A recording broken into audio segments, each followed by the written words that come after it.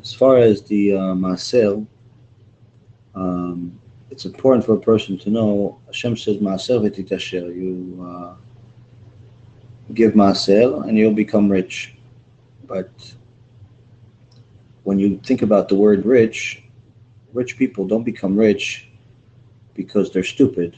Rich people become rich because Hashem decides, and to allow them to have thoughts that will give them the idea that they have to evaluate things and not just do things randomly. They don't just take all of their money and put it on black. They think about things. And a person needs to treat his MaAser as an investment, to think about it. Where is my investment going to do the best? Now, if he gives it to, let's say, for example, to a Hanukkah party or something like that, or some type of event. Okay, so maybe a few people are going to do mitzvot by doing bracha on the money that he sponsored and so on. All right. If he gives it to a bit Knesset for them to buy another light fixture, maybe it's a mitzvah, maybe it's not, we're not really sure. Maybe to glorify them, Knesset is good, but again, you see the reward is not necessarily going to be, he's not getting another share of Olam Haba for it. If he gives it to a Talmid Chacham that learns, then he becomes a partner with that Talmid Chacham based on how much he gave. If he gives him all of the Talmid Chacham's expenses, then he's an equal partner in all of the Torah that the person learns. Some say he has to give them half of his money, meaning even if he's a multimillionaire, if he gives them half of his money, but that's the real way. But some say that it's enough that he just pays all of his expenses. If he pays part of his expenses, then he gets part of his Torah. Talmid Chacham learns Torah. He's making no less than 60,000 mitzvot per hour.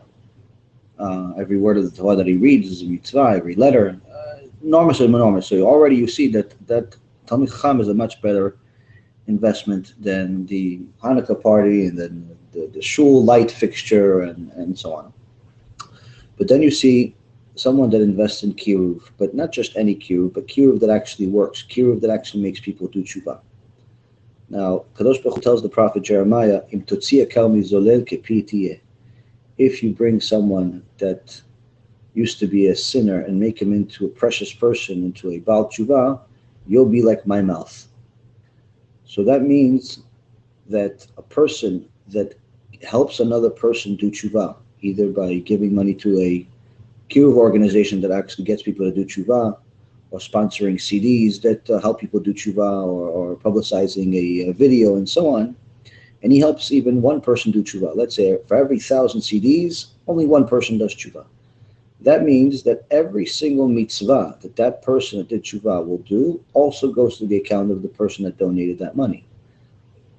Not every letter in the Torah that he learns. If he becomes Talmid Chacham, it's even more so. But the point is that every mitzvah he does, and every mitzvah that his kids are going to do, and his grandkids are going to do, and forever.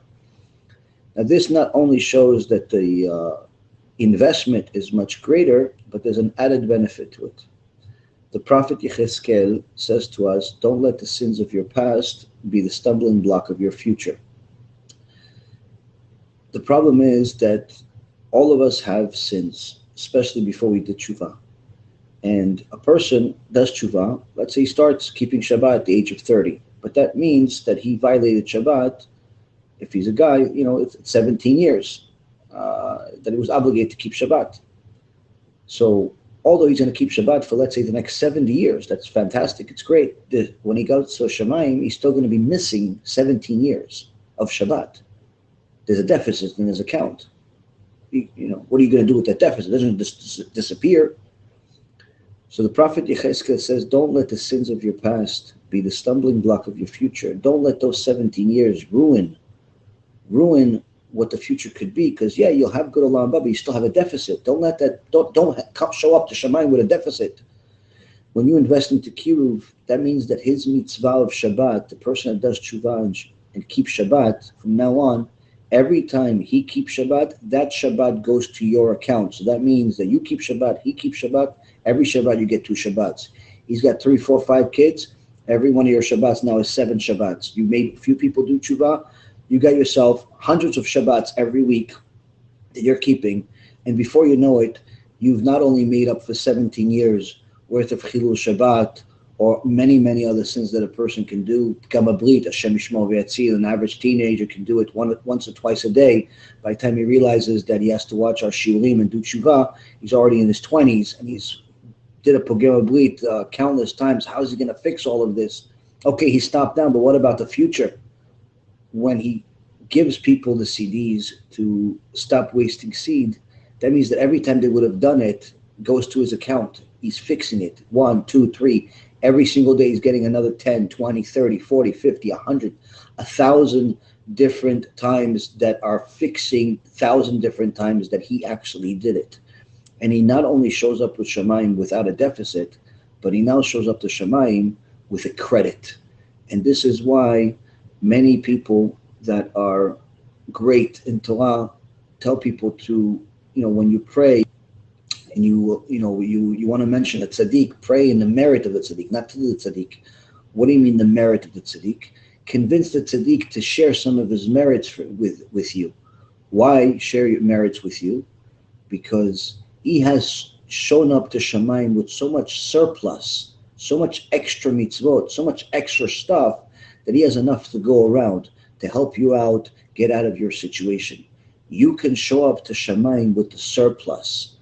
Imagine showing up to Shamayim with a surplus of Gama Brit, a surplus of Chilul Shabbat, a surplus of Limud Torah, and so on. You have a surplus. You have a surplus of good. You stop people from violating Shabbat. You stop people from being Pogema Brit. There is no one in the world richer than you. And what's the proof? HaKadosh Baruch Hu says, you make people do tshuva kepitiye.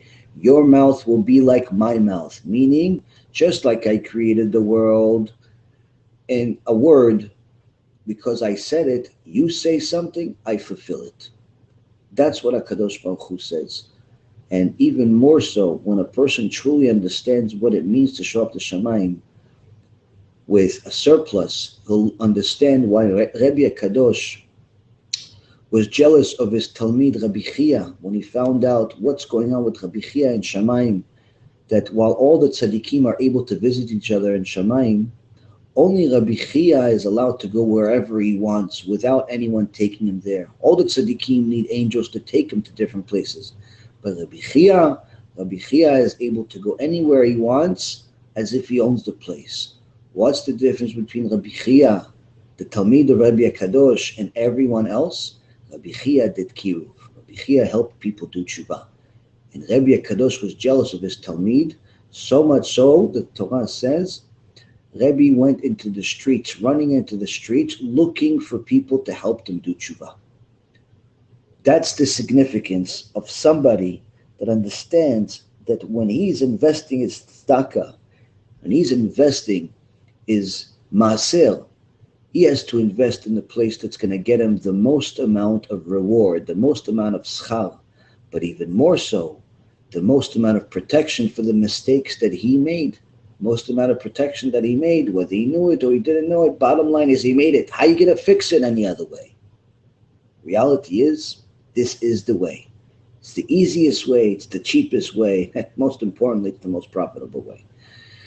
Bezrat Hashem, this influences people to understand the significance of helping Am Yisrael do tshuva, helping the rabbis that actually succeed in helping people do tshuva, helping them help Am Yisrael, and thereby helping ourselves. Baruch Adonai Le'olam. Amen ve'amen.